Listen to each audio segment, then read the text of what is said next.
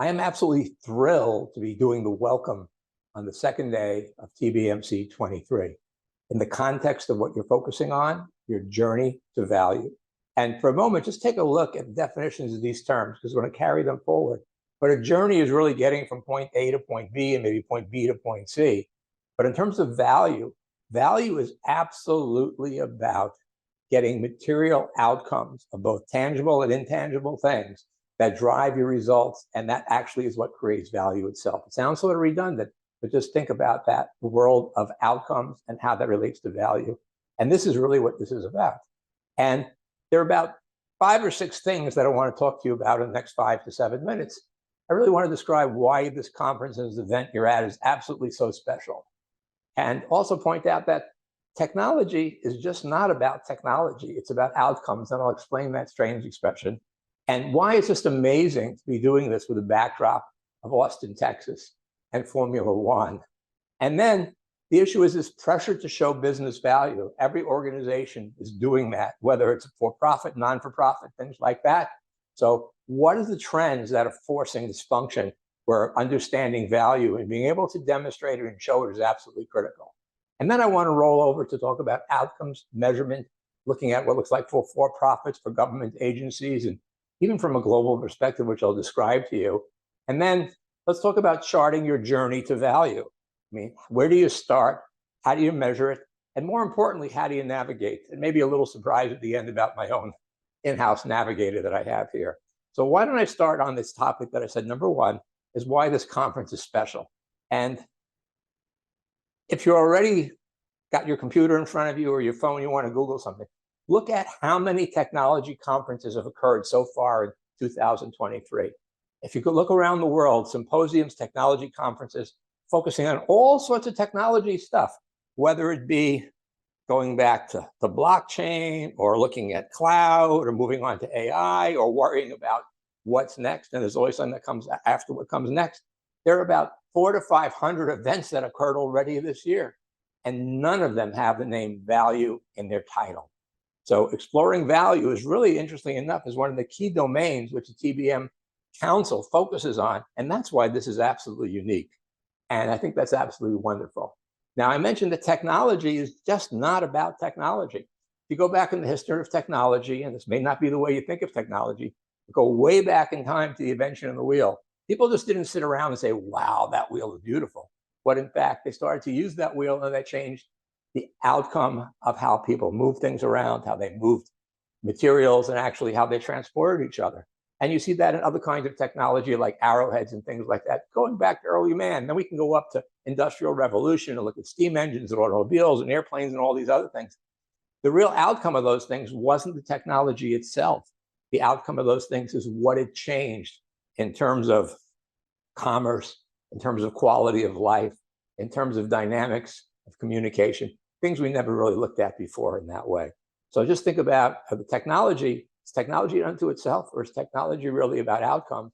And in fact, managing technology has to look at existing technology, see what kind of outcomes it can drive, look at innovating, coming out with new kinds of outcomes, and seeing what kind of outcomes you desire, and how do you work backwards to where the technology that supports it.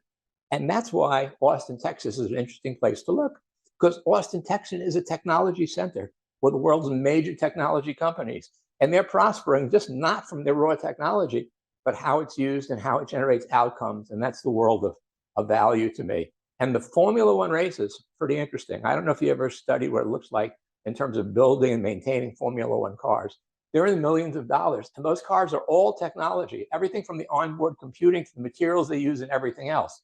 And if it was technology for technology's sake, I'd say, the race would be quite different, because the judge would say, everybody up to the starting line. And they go around and look at each car and say, well, how many processors do you have? What kind of bandwidth do you have? What kind of telemetry do you have of that? And he who has the most, or she has the most technology, wins, and they never get off the starting line.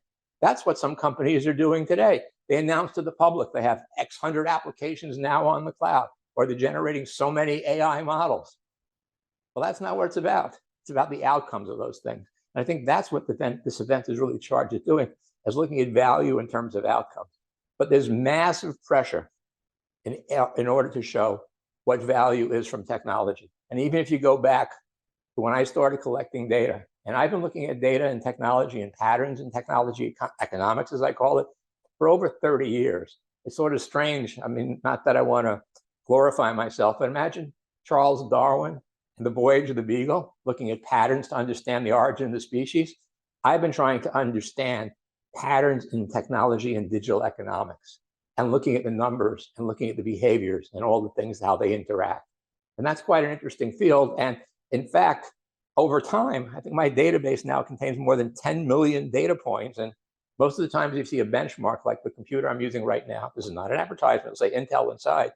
Most of the time you're looking at benchmarks or data, and they're from companies that I partner with like Gartner, or even inside of the Apptio product. You bang on that, it would probably say Rubin inside if you looked a little more carefully, because we have the world's largest data store on this kind of stuff. So what are the trends that are apparent? And we're talking at trends that are almost as radical as finding climate change out there, because there's technology and business climate change. There's no doubt about it. So for example, for the past 30 years, technology spending has followed the GDP. So you find the GDP predicted to go up and down and up and down and up and down and up and down. And probably if there's a defibrillator in the audience, we should just fix the GDP that way. However, technology spending had always tracked the GDP. And you see the curves, how it's followed each other. But this is a once in a lifetime thing that has occurred in 2023. There's been a counter cycle of technology. This is the first time where there'll be questions of recession and everything else, that technology spending is absolutely increasing. And that puts the pressure on to say, why in a down economy are we investing in technology? And that's why value and the outcomes of technology becoming critically more important to explain. But number two, there's a measure I developed called technology intensity. And technology intensity looks at the level of technology versus size of organization, all sorts of other factors. Technology intensity has increased 55% in the past 5 years. However, 37% of that increase occurred in the past 3 years, which is absolutely astounding. And there's one other finding. It's interesting over time to track what companies are spending on technology, and it's easier to do in for-profit companies because look at IT versus revenue and versus IT expense versus operating expense. When you look at this over time, there's only 2 points in time when IT as a percent of operating expense didn't sort of track with IT as a percent of revenue. And that was when almost the dot-com bubble, when people went to e-commerce, large part of the operating expense now was going to e-commerce and getting them online. But now there's a gap, and the gap has grown again in 2023. And that is evidence of a pattern, and that's the pattern of the infusion of digital technologies, of AI, and all this into the regular workings of organizations, whether they're for-profit or governmental or not-for-profit, and I'll give you some examples of others. So there are really 3 things going on. We have this once-in-a-lifetime trend that we've seen in terms of GDP and tech expense decoupling from each other.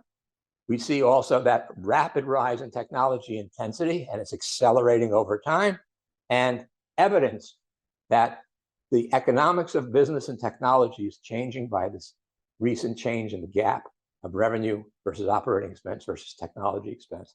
And that's pretty wild to look at. That's why I talk about looking at patterns. Like again, Darwin looked at patterns for the origins of the species. I'm looking at the patterns in the technology economy. But the key of what we're talking about is that at the beginning, when you look at a journey and look at value, you've got to look at outcomes. What might outcomes look like? And from a high level, if you look at for-profit companies, I mean, when they do things with technology, there are a couple of basic things that technology influences. One thing that technology influences turns out to be the operations of the company in terms of operational efficiency and excellence. And that generates margin and all sorts of other factors around risk. There's another thing that technology does, and we see this in mobile technology and all the digital stuff going on right now. It brings you closer to your customer. It increases customer intimacy. That starts getting measured by Net Promoter Score and things like that. And the other thing that technology is doing, you see this in the things that I mentioned early on, because technology presents new opportunities for businesses to have products, or businesses have ideas for new products, and they look for the technology. So it's product leadership. And you can add to that outcomes in terms of diversity, sustainability, talent, a whole myriad of things.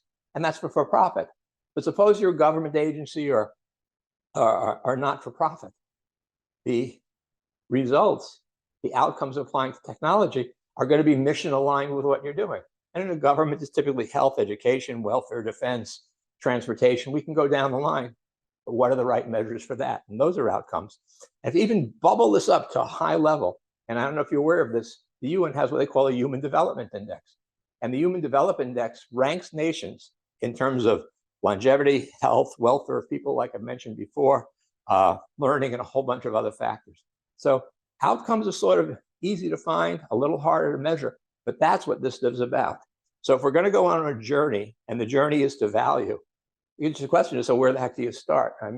My older brother told me a pretty bad joke about that kind of thing, and it's hard on a video to see what you think about it.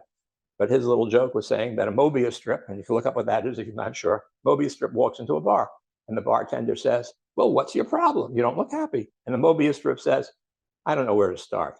But anyway, that may not be that funny, but the idea is, where do you start this? And on a journey to value, you've got to start by understanding where you're going, what kind of outcomes you're going to generate, and you're going to have to understand where you are today.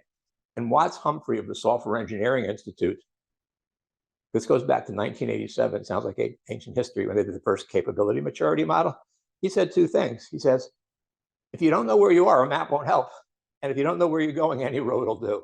So the key becomes is putting yourself on a map, understanding where you are now, understanding where you're going in terms of the outcomes, and understanding how your technology choices and changes in technology performance generate the outcomes that we just kind of talked about.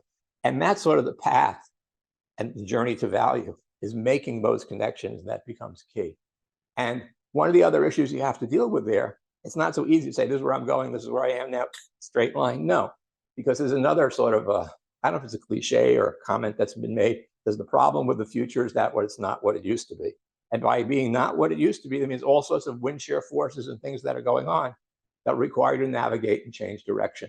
And that is your challenge. And your other challenge is literally to be pioneers. You're exploring the fringe of the space. Look at the number of conferences on these things. They're so limited.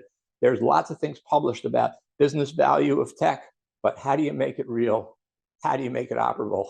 And another bit of history, when I first started looking at surveys of CIOs and leaders in companies, this goes back also 30 or 40 years. The number one issue was IT and business alignment to create value.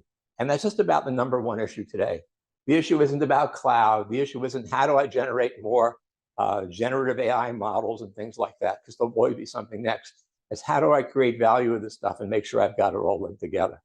So you really have to understand about where you're going, where you're coming from, and how do you plan that journey. And that's where tools such as Aptio fit in.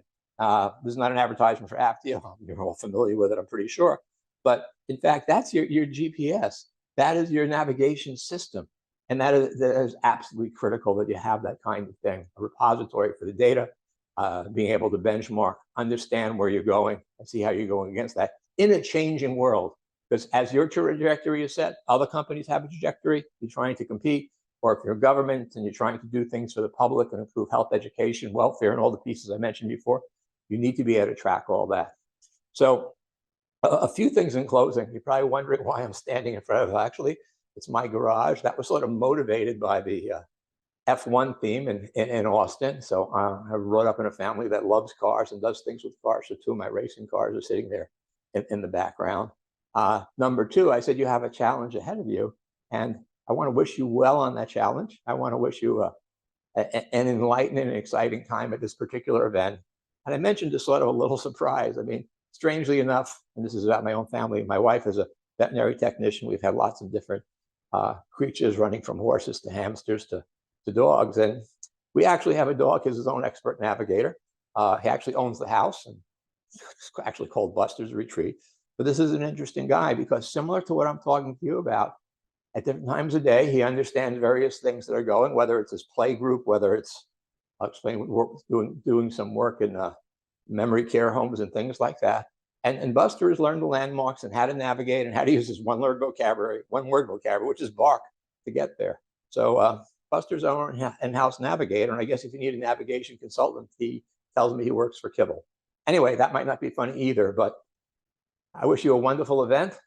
I think it's unique, I think it's powerful, and I think it's a best-in-class intellectual and operational exercise that folks are doing. So enjoy it, prosper from it, and when you travel back home, safe trips home. Thank you.